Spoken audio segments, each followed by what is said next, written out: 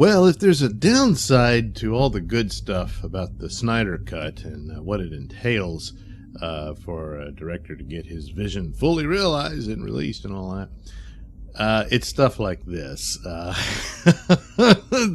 sad making excuses for failure and a project that probably never should have got off the ground. Birds of Prey, I did see it. I just never did the review of it because by the time I saw it, it was like, who cares? But, it's on HBO Max. It was there, and I thought, well, how bad can it be? I watched it after Wonder Woman 84 came out, which is now listed as the biggest flop of the DCEU movies, even lower than this one. And by the numbers, it's true, but of course, Wonder Woman 84 has COVID to blame for some of that. But as bad as Wonder Woman 84 was, and it's bad, wasn't as bad as this, but this thing made more money.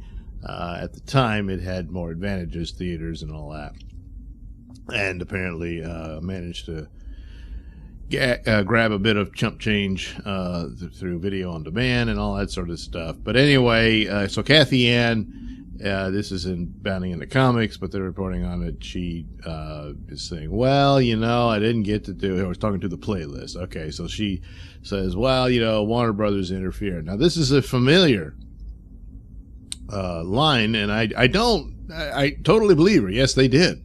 In fact, John Woo was brought in to do action scenes because I suspect she didn't know how to.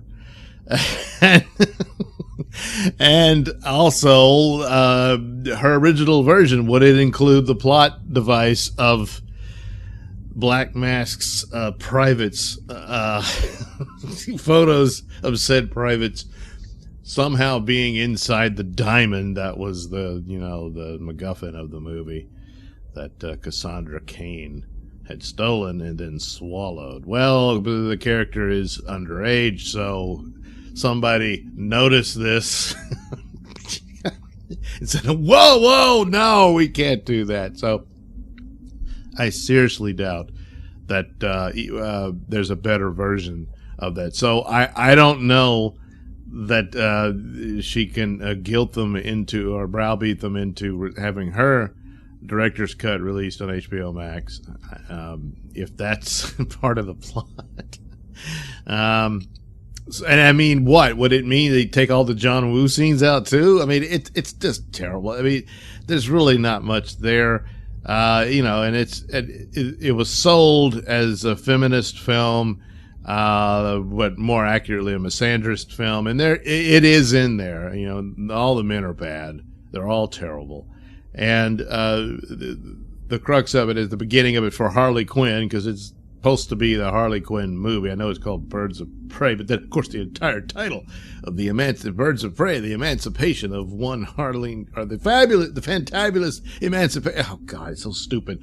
You probably thought, oh, that's really clever because it's really long. No, it's not, and it's so blatantly obvious that you think it's clever that it's embarrassing.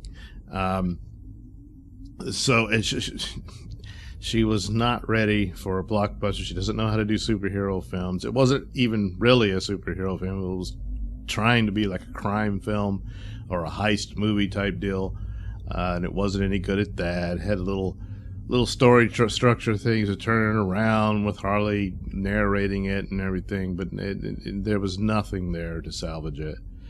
Other elements, Harley... But even Harley is how she looks now. We never really get the genuine classic look of Harley. We got it briefly in Suicide Squad, but which is, to my opinion, the worst version of Harley Quinn these days. But, well, what are you going to do? I guess it's popular. And they dress her in a trash bag in this one, which Margot Robbie is beautiful. She looks good in a trash bag, too, so it doesn't really matter. But the rest of them don't. There's no recognition of the other characters. Huntress, I mean, they got her story in there, sort of slapped in. Black Canary, yeah, I do believe the version is Black Canary did sing at nightclubs or what have you, but there's not much there. And it's all rather shoved to the side, even though they're the actual birds of prey. Renee Montoya is really old, and I don't know what she's doing there. I don't recall her actually being a member of the Birds of Prey. She's always been a police officer, but of course men ruined that for her. But Cassandra Cain is really badly done. I mean, that's not Cassandra Cain, you know, the girl who was trained by the League of Shadows and all that. None of that's there. She's just this kid who is a pickpocket, and that's about it. It's terrible. But the whole thing of Harley Quinn has broken up with the Joker, and that was a toxic relationship. Well, yes, it was. That's the whole point. It's a sick relationship. They feed off of each other's psychosis, and she's a character, and this was demonstrated magnificently throughout the 90s Batman series, where even when it's obvious to her, and she knows it's bad, and she goes back to him. Yeah, she can't help it. That's just how it works. You know, the minute he sends her a little sweet note or something, she's back in love. And, well, that's not there because this is woman power and stuff like that, but that's the more compelling story. And Margot Robbie is supposed to have produced it and all that, and she wanted some artsy-fartsy director, and she got it, a director who has no experience with this at all, and it shows.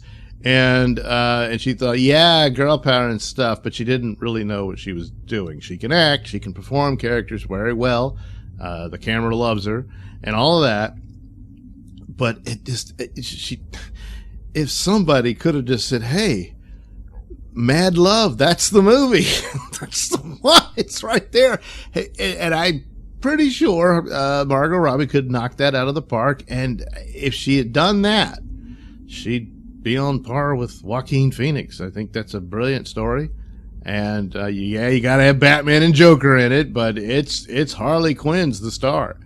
And for the life of me, I just, you know, and this crap with Birds of Prey, she's not in Birds of Prey.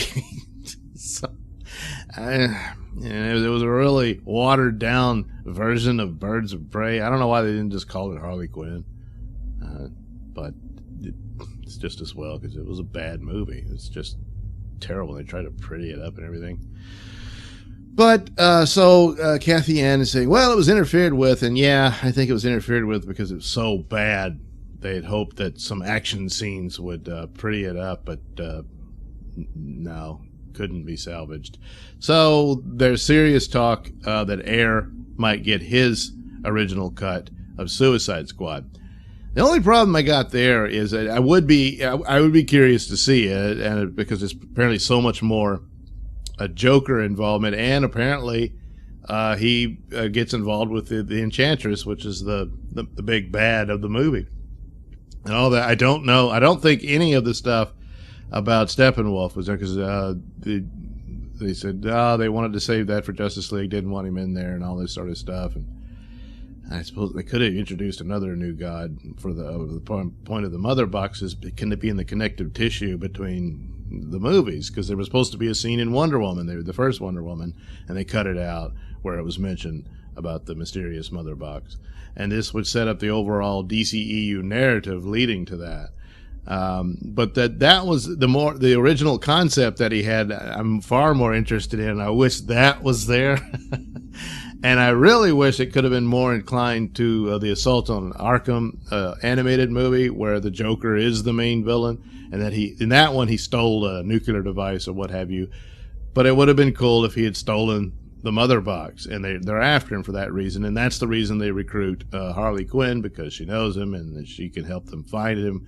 And of course she doesn't really want to, she just wants to be back with it. But that whole thing, and I think it would have made for a better narrative and a more connective tissue for the overall shared universe story, while maintaining its own just in the formation of the Suicide Squad and achieving that mission.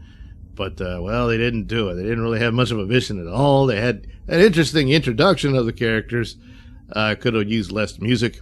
God, I'm so sick of songs played every other second because you're lazy. after sitting through 2 seasons of Umbrella Academy, which is a brilliant series in a lot of ways, but still, those songs, good God, kicks you right out of the story. Anyway, Suicide Squad ends badly, because it ran out of story and didn't really have one. Now, if there's more of a cohesive narrative and story, that would be cool. But it's only more out of curiosity than I have for a Snyder cut. But I think it's possible he might get his director's cut. For Yan, I just don't care. And this just sounds like a lot of excuses. And the reshoots they had to do, because I'm sure it was pretty sloppy. And she's like, I want it to be my personal vision with things in my head. It's more of a job, not your personal vision. When you cook up your art films out of whatever your own narratives that reflects your own life and stuff, that's a different matter. But you didn't make any of these characters. This is a franchise brand. It'll make you more money, and that's kind of the idea. You can do these, and then you can afford to pursue your own little projects that you love so much, and all of that. But this just sounds like you're making excuses as to why it was so bad, and you didn't know what you were doing. This was a terrible Mr. Zsasz. I've only seen the first episode of the new Batwoman, but apparently there's Mr. Zsasz in there, and by the accounts I've seen in reviews of it, it seems true that that's the best version of Mr. Zsasz that we've seen, even in Gotham, which was pretty bad. But this one, God, what boring crap. So, yeah, it was terrible. And they pitched it as woman power and men bad, as they talk about Mr. H talking about. So, yeah, he's dead on, exactly right. It's another Misandrist movie, which works so great for Ghostbusters and Terminator and Charlie's Angels and all. Oh, it's just a tried and true formula. No, it isn't. So there it is. But still, Wonder Woman 84, it was better than this one. And I don't think in any way possible could another cut change that. It's just them running around eating sandwiches and watching cartoons and girl power. Because apparently, I guess even the woo scenes wouldn't be in it. So, yeah. Well, I don't think maybe just out of being browbeat into it, depending they can afford the money to do this, because they got to make some. They're in serious debt. There might be a Yan cut on HBO Max, but as far as Birds of Prey 2, I don't think so. And I mean, Birds of Prey 2, what would it be? Those characters that they introduced as the Birds of Prey, those, pieces of cardboard standing there. I mean, the Huntress actress kind of tried here and there, and being this weird woman, but she, I guess, didn't get enough scenes, maybe. I don't know, but there's nothing there to want any more of it. So, yeah, this is just making up excuses for failure. Thanks for watching and listening. Say, while you're still here, why not like and subscribe and share with your many friends? Yes. Also, check out my mini stores in the link description below. Yes, where you can get t-shirts, hats, mugs, all those goodies with my artwork on them. Oh, yeah. And head over to indieplanet.com and pick up a copy of my comic book, Night Night. Oh, yeah. You can also catch me at my podcast, Mr. Nailsin Show, on RadioMisfits.com. And you can also watch my videos on BitChute.com and now on Rumble.com. Oh, my goodness. So many places to watch me and my stuff. Oh, yeah. And if that's not enough for you, well, you can follow me on many social media platforms and say hi to your old pal, Mr. Nailsin.